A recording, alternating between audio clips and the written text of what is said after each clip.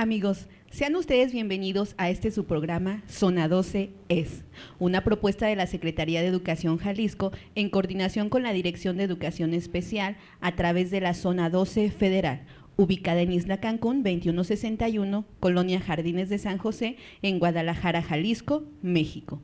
Los saluda este día Janet Bautista, en los controles Omar Ventura. Es para mí un placer presentar este día a un gran compañero y amigo, el doctor Carlos Velasco Jiménez, compañero de la zona, quien a lo largo de diferentes cápsulas estará compartiendo con nosotros el tema de trastornos por déficit de atención e hiperactividad. Doctor Carlos, bienvenido. Muchas gracias, buenos días. Yo agradecido porque me vuelven a invitar a este lugar y como para compartir pues lo poquito que podamos saber del tema. Mucho, doctor. En torno a este tema, tenemos un mundo de situaciones, un mundo de cuestionantes. Entre ellas, sabemos pues que el número de niños o de alumnos con hiperactividad está creciendo día con día y por lo tanto, bueno, una de las preguntas obligadas sería, ¿cómo lo apoyo? Sea padre, maestro o persona que convive con él. Sus compañeritos, pares, cómo tendrían que tratarlo o comportarse junto con su compañero para apoyarle. Deberían estar en CAM o en USAER, y una vez estando allí, cómo los docentes podríamos brindarles mejores alternativas para que avancen en torno a sus procesos de aprendizaje, si tienen o no que estar medicados. Bueno, insisto, es un mundo de cuestionantes que tenemos en torno a ese tema.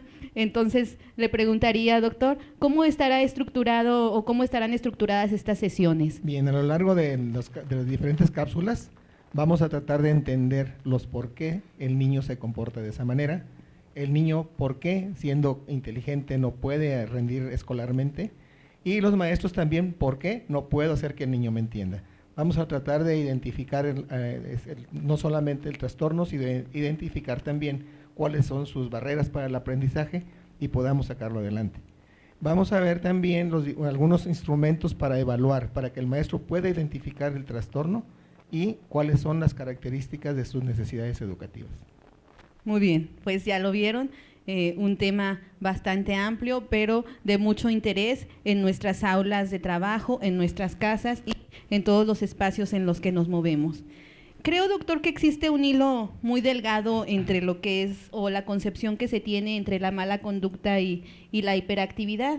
La pregunta aquí sería, ¿qué es o cómo se percibe a un niño problema? Bien, es tan delgadita la línea que dices que desde 1985 hasta el 2013 estuvo considerado como un trastorno de comportamiento. Vamos a ver cómo es un niño problema, cómo lo vemos generalmente, por qué nos equivocamos tanto con este aspecto. El niño pues generalmente es inquieto, no permanece sentado, es desorganizado, es desobediente o aparentemente desobediente, se le tienen que repetir muchas veces las indicaciones que se le dan, es olvidadizo, descuidado con sus cosas, parece que ignora a las personas, pierde los útiles escolares, nunca la PSP ni el EX, tiene una letra horrible, dicen, se duerme tarde, es obsesivo con sus cosas, no presta sus juguetes, se le dificulta esperar turno. Hay otro montón más de cosas que pudiéramos hablar de estos niños, como que no espera el turno y quiere las cosas inmediatamente, que habla muchísimo también. No podemos saber cómo hacer lo que se calle, que no termina los trabajos, que no hace la tarea, que se le olvida entregarla, que es peleonero, berrinchudo y molesta a los compañeros y a sus hermanos. Eso es precisamente como lo vemos como niño problema. Es decimos, el niño tiene problema de comportamiento. Toda una gama de conductas, digamos, no aceptables socialmente, ¿cierto? Así es. Wow, estamos hablando pues de todos nuestros niños que se presentan en las aulas, ¿no? Y los encontramos tanto en el CAM como en las escuelas regulares, ¿verdad? Sí, y desafortunadamente pues son aquellos niños que ya los maestros no quieren o a veces, no queremos trabajar con ellos. Así es. ¿Cuál tendría que ser? Bueno, ya hablamos ahorita de todo lo negativo o las conductas negativas que presentan los niños con este trastorno. ¿Cuál tendría que ser realmente nuestra visión sobre el trastorno por déficit de atención e hiperactividad? Bueno, primero que saber que la intención de estas cápsulas es que todos los maestros aprendamos a conocer a nuestros alumnos, saber cómo piensan, cómo aprenden, qué sienten, por qué actúan de esa manera, reflexionar sobre lo que cada uno de ellos necesita para poder apoyarlos y estar seguros de que el niño no es un problema. No es un problema porque el problema somos nosotros que no determinamos sus necesidades educativas especiales y no le podemos dar solución a ello. Es por eso que debemos tener una visión diferente del TDA. El paradigma actual nos dice que es un niño que tiene trastorno de origen neurobiológico que afecta su comportamiento y su rendimiento escolar. Pero la intención es avanzar hacia un nuevo paradigma dentro de un marco más general, más holístico, que no solo aborde las necesidades neurobiológicas, psicoafectivas y cognitivas del niño, sino también que debamos considerar que tiene habilidades, estilos de aprendizaje, inteligencias múltiples, competencias, que podemos inclusive desarrollar más competencias, sin olvidar que las influencias contextuales, históricos-sociales, pueden actuar como contenedores o disparadores del trastorno. Tendríamos que estar hablando entonces siempre de sus fortalezas. Así es. A lo largo de lo que llevamos, hemos estado mencionando diferentes términos. Me gustaría preguntarle o me gustaría que nos precisara qué es entonces la atención, la hiperactividad y la impulsividad. Claro que sí. Como conceptos generales, la atención es una habilidad mental que tenemos los seres humanos para concentrarnos en algo que nos interesa.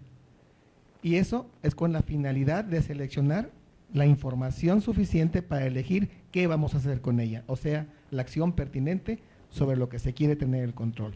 Nosotros debemos tener el control sobre todo, por eso nuestra atención debe estar sobre todo.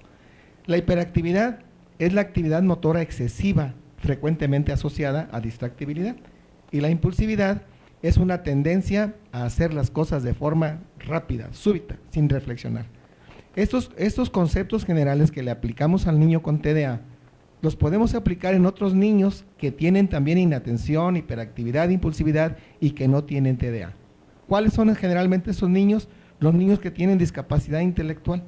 Pueden tener este tipo de trastorno, pero no es TDA. Es simplemente inatención, hiperactividad e impulsividad asociados a lo que es la discapacidad. Y términos que estaremos manejando a lo largo de toda nuestra cápsula. Así es. Le pregunto, doctor, ¿qué es entonces el déficit de atención y qué lo hace diferente de la mala conducta? Correcto, sí, cómo no. Como definición, esta definición la tomamos del DSM-5, que es del 20 de junio del 2013, como habíamos platicado anteriormente, y nos dice que es un… Antes, perdón que le interrumpa, doctor.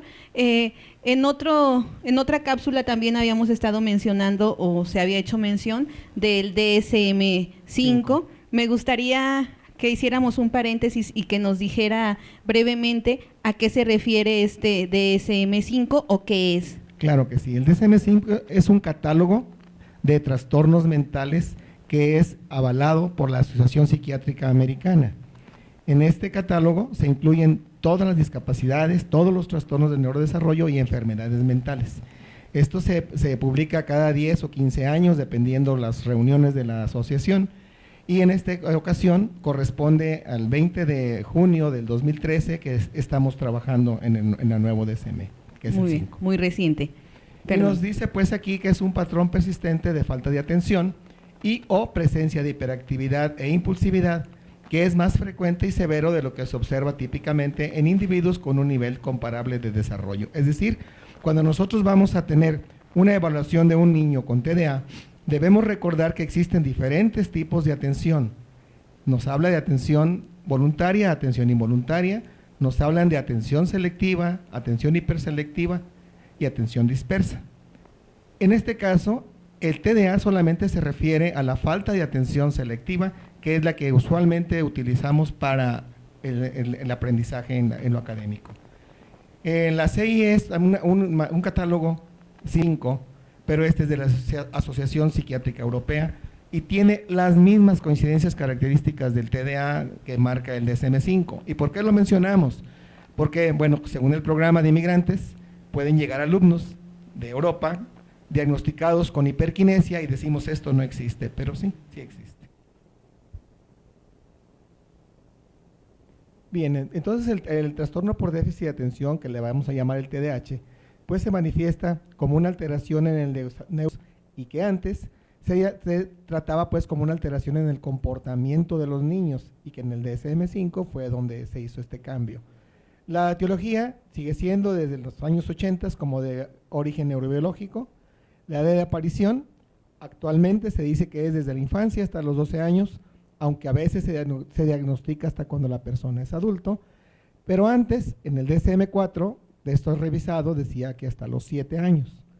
Las agravantes siguen siendo la presencia de hiperactividad o impulsividad, el bajo rendimiento escolar y otros trastornos que pueden estar en comorbilidad o agregados, como vamos a ver más adelante, el trastorno negativista desafiante o el trastorno disocial y otros más. Y los contextos donde sucede, en el hogar, en la escuela o en la comunidad. Anteriormente se decía que cuando menos en 2. Actualmente en el DSM-5 se dice que al menos en uno solo. Es decir, puede ocurrir solamente en el hogar, solamente en la escuela o solamente en la comunidad. Bien, doctor. Pues acaba de mencionar elementos importantes, en este caso los contextos que debemos de tomar en cuenta para poder determinar pues que si está siendo un trastorno por déficit de atención, hiperactividad. Sin embargo, también mencionó un antes, un después, una actualidad. Me gustaría, doctor, que nos llevara o nos hiciera un recorrido histórico acerca de este trastorno para nosotros poder entender un poco más y para poder situar al TDAH. Claro que sí, miren, vamos a ver cómo desde la antigüedad el trastorno ya era pues conocido no por su nombre, sino por sus comportamientos, y que actualmente en pleno siglo XXI en algunas comunidades todavía lo consideran con conceptos como del siglo XVIII, donde se decía que era una enfermedad de criminalidad heredada. ¿Por qué de criminalidad heredada? Porque sí es cierto, hay un factor genético importante donde se puede heredar el trastorno por déficit de atención, y que si en esa época las escuelas no eran públicas, eran elitistas para la pura clase social alta, lógico pensar que una persona que tenía TDA de esa clase no iba a la escuela. ¿Qué hacía para subsistir? Pues robaba, mataba, lo que se podía en esa época, y si su hijo lo heredaba y vivía en la misma comunidad, hacía lo mismo que su papá, se asociaba con él y decían que era una enfermedad de criminalidad heredada. Posteriormente, ya para los principios del siglo XX, el doctor Steele, ya un neurólogo, propone que había ciertas áreas específicas en el cerebro que manejaban los controles de las personas. Todas las características de la persona las daba el cerebro en determinadas partes, y que había una parte en el área frontal que precisamente controlaba lo que era la moral, y que las personas que tenían este tipo de comportamientos tenían un defecto mórbido de control moral.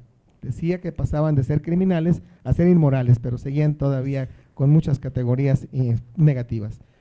A mediados ya casi del siglo XX, en los años 40, los doctores Bender, Werner y Strauss dijeron que había ciertas características comportamentales de concentración, distractibilidad, sueño, en algunos niños que habían recibido trauma en su cerebrito, que tenían un daño cerebral reconocido, pero que otros tenían las mismas características y no se tenían el daño visible. Entonces pensaban la posibilidad de que hubiera unos que tenían el daño cerebral visible y otros no detectable. De ahí nacieron precisamente los términos de disfunción cerebral mínima que fueron tan conocidos, sobre todo en la educación especial, ¿verdad? Ya en 1968 la Asociación Psiquiátrica Americana publicó el DSM, que ahora ya saben qué es, el 2, y separó lo que eran los trastornos de aprendizaje de los trastornos del TDA actual. Los separó, pero les llamaban reacción hipercinética de la niñez, porque había muchísima influencia de lo que pudieran ser comportamientos de tipo social o dinámico de la comunidad. En 1994, ya en el DSM-4, se consolidó el concepto del trastorno por déficit de atención y lo clasificaron en predominantemente inatento, hiperactivo impulsivo y mixto o combinado. Posteriormente, ya a finales del siglo XX, se empezó a hablar de alteración de las funciones ejecutivas cerebrales como consecuencia de un trastorno cerebral que afectaba el metabolismo de los principales neurotransmisores. En el 2009 se declaró el 21 de junio como el Día Latinoamericano del TDA, que generalmente en México poco lo celebramos. En el 2011 se consideran los criterios para identificar al TDAH residual en el adulto.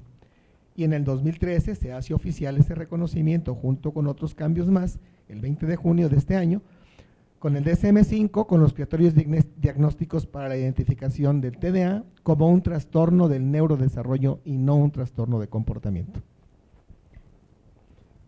Hablando pues ya más adelantito de lo que son las funciones ejecutivas, ¿quieres intervenir algo o les sigo? No. Sí, en este caso, bueno, acabamos de ver o de escuchar todo este proceso que sigue desde los criminales, amorales, problemas de conducta, todas estas situaciones pues que nos han ido llevando y que finalmente están, o podemos ver que están implicados los procesos mentales, ¿no? No podemos separar el TDAH de los procesos mentales. Y yo le preguntaría entonces, ¿cuáles son los procesos mentales que se ven afectados en torno a este trastorno? Correcto. Bien, de las primeras que hablamos, que de finales del siglo XX se empezaban a dilucidar, eran las funciones ejecutivas. Las funciones ejecutivas son procesos cognitivos que se deben de sobreponer para la realización de una acción que se va a planear mentalmente. Esto implica que aunque las conocemos de manera diferente para su estudio, como individualizadas, ellas están superpuestas una sobre la otra y no podemos separarlas más que para estudiarlas. Estas funciones ejecutivas inician cuando está todavía a veces dentro de la mamá del bebé, donde tiene sus primeros contactos sensoriales. Se inician, dicen otros, al nacer, se van desarrollando con la edad y tienden a disminuir con la tercera edad, para no decirle como decía Thomas Brown, la vejez, ¿verdad? Estas funciones ejecutivas pueden ser modificadas por lesiones cerebrales, por disfunción eléctrica, aunque no haya una lesión, alteración de los neurotransmisores o alteraciones en la maduración cerebral. Esto es lo que propicia que cuando le hacen estudios a los niños, muchos doctores le digan no tienen nada, porque los mapeos o los electros, las tomografías, resonancias salen normales. Entonces sí hay algunas situaciones en las cuales no vamos a encontrar nada efectivamente, porque son los neurotransmisores o alteraciones de maduración neuronal. Y creo que esto sería o conllevaría un gran riesgo, ¿no? El que digamos que el niño no tiene nada, cuando realmente está ahí presente la situación. Creo que un neurólogo especializado nos ayudaría bastante. Sería lo ideal alguien que conozca del tema, ¿verdad? Para que puedan hacer la diferenciación entre un TDA donde no hay lesión cerebral o disfunción cerebral por eléctrica, oye, pero que sí puede haber por neurotransmisores o inmadurez cerebral. Bien, siguiendo con las funciones ejecutivas, existen diferentes autores que las clasifican. Sin embargo, el modelo de Thomas Brown es el que más se acerca hacia lo que trabajamos en lo que es el TDA. Y aguas, ahorita que hablemos de ellas, ya pueden ir encontrando tips para que puedan ir dando solución a las necesidades de los niños. Perfecto. Nos habla que una de las funciones que está alterada es la motivación. Nos habla que existen diferentes tipos de motivación, la motivación intrínseca y la motivación extrínseca. La motivación extrínseca es la que está fuera de nosotros y que un niño con TDA fácilmente se puede motivar con un juguete, un Xbox, un PSP, algo que al niño le atraiga, pero la motivación que ocupamos para aprender lo académico es la motivación intrínseca. La motivación intrínseca está dada en base a la seguridad que puede tener el alumno, a la autoestima elevada, para que pueda el niño motivarse por sus éxitos académicos y pueda querer hacer más. Si un niño no está motivado apropiadamente por el maestro o por los familiares, para que pueda reconocerse sus éxitos, por mínimos que sean, el niño no se va a motivar para lo académico. Razón por la cual nosotros ocupamos reconocerle hasta los más pequeñitos detalles al niño con TDA. Claro, posiblemente a todos, ¿verdad? Todos lo necesitarían igual, pero los niños con TDA lo requieren mucho más. Si al niño le encargamos una tarea de 2 hojas y me trae una hoja nada más, hay que reconocerle su trabajo y no decirle, ahora me la repite 100 veces porque no lo hiciste, ¿verdad? Y si borró y rompió la hoja, aceptársela como hecha la tarea en lugar de decirle, qué sucio eres, vuélvela a hacer 100 veces, ¿verdad? Entonces, la motivación nos va a dar muchísimo en relación al control de las emociones del niño, de sus comportamientos. Mientras él se sienta seguro de sí mismo, mientras él se sienta con autoestima alta, el niño va a querer ser más y aprender más. Entonces, doctor, tip número 1, reforzadores positivos para fortalecer el aprendizaje de nuestros alumnos. Así es. El segundo nos habla de las memorias. Todo el mundo dice, es un olvidadizo, no se acuerda de nada. Bueno, recordemos también que existen diferentes tipos de memoria y que en este caso, al niño con TDA, las memorias que están con déficit son la memoria de corto plazo y la memoria de trabajo, no así la memoria de mediano y largo plazo. Razón por la cual nosotros, cuando queremos hacer una relación para que el niño nos conteste algo que aprendió fácilmente, pero lo mandó a otras memorias, es que tengamos algo que le fue satisfactorio al niño, algo presente que le fue satisfactorio cuando lo estudió, para poderlo traer nosotros de memorias de largo plazo o mediano plazo, donde ocultó todo, hacia las áreas de trabajo o la memoria de corto plazo. Como ejemplo, si a un niño le preguntan, ¿qué cenaste hace un año en la Navidad? A lo mejor le dice, pues no me acuerdo, porque el alimento no es mucho de su agrado. Pero si le preguntan primero, ¿qué te trajo el niño Dios?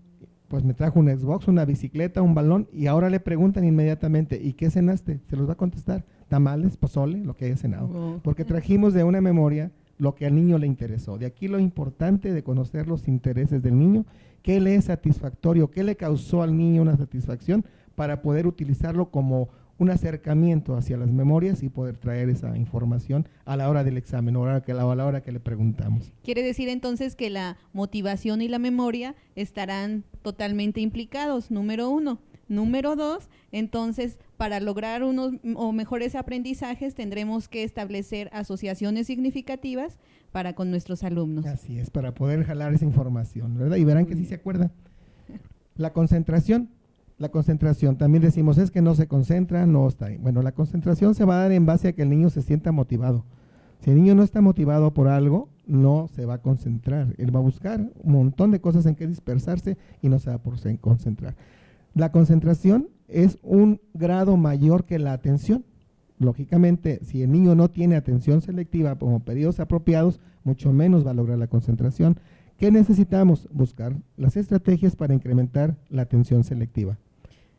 Podemos entonces, bueno, no sé, aquí en torno a la concentración, encontrarle el material o el juguete adecuado para que él esté concentrado. Así es, buscar los intereses de nuevo del niño, ¿verdad? Para que podamos tener la siguiente, que es el esfuerzo.